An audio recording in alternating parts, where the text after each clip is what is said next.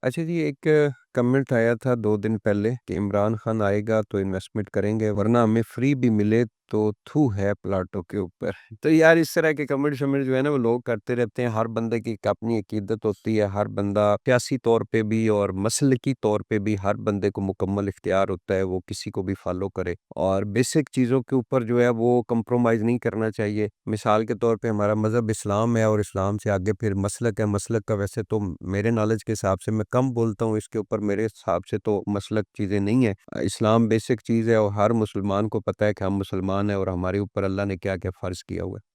तो इसी तरह सियासत है, सियासत के अंदर भी बेसिक चीज़ जो है वो पाकिस्तान है और पाकिस्तान के बाद फिर आगे सियासी पार्टीज़ आती हैं। कभी कोई हुकूमत में आती है, कभी कोई हुकूमत क्या आती है। तो मैं इस टॉपिक के ऊपर ज़्यादा बात नहीं करूँगा। मैं पूरी कोशिश करता हूँ कि अपने सोशल मीडिया प्लेटफ़ॉर्म के ऊपर मज़हबी या सियासी गुफ्तगू ना करूँ। लेकिन चूँकि प्रॉपर्टी के रिलेटेड बाज़ औक़ात कुछ कमेंट्स ऐसे आते हैं जिनके ऊपर हम लोग बात कर भी लेते हैं, तो ये हर बंदे के एक अपना है। रियल एस्टेट सेक्टर जो है उसके अंदर 2 तरह की लोग पैसा डालते हैं। एक वो लोग होते हैं जिनको नीड होती है, मिसाल के तौर पे एक पर्सन है, उसकी फैमिली, उसके बच्चे जो हैं वो जवान हो गए हैं या एक फैमिली है वो स्ट्रगल कर रही है एक, तो उन्होंने अपने ज़ाती अपने लिए घर बनाना है या उन्होंने बच्चों के लिए घर बनाना है, तो वो नीड है। क्योंकि रहने के लिए घर की ज़रूरत है, तो वो नीड है। दूसरा ये होता है कुछ लोग ऐसे होते हैं जिनके पास अपना घर भी होता है और वो उनके पास सरमाया होता है, वो इन्वेस्टमेंट करना चाहते हैं, किसी हाउसिंग सोसाइटी के अंदर इन्वेस्टमेंट प्लॉट ले लेते हैं। तो जिसको नीड होती है वो तो ऐसे कमेंट्स नहीं करता। जिसको नीड होती है उसको उसको गर्ज़ नहीं है कि पाकिस्तान के अंदर हुकूमत कौन-सी है, उसने चूँकि उसको ज़रूरत है अपने बच्चों के लिए उसने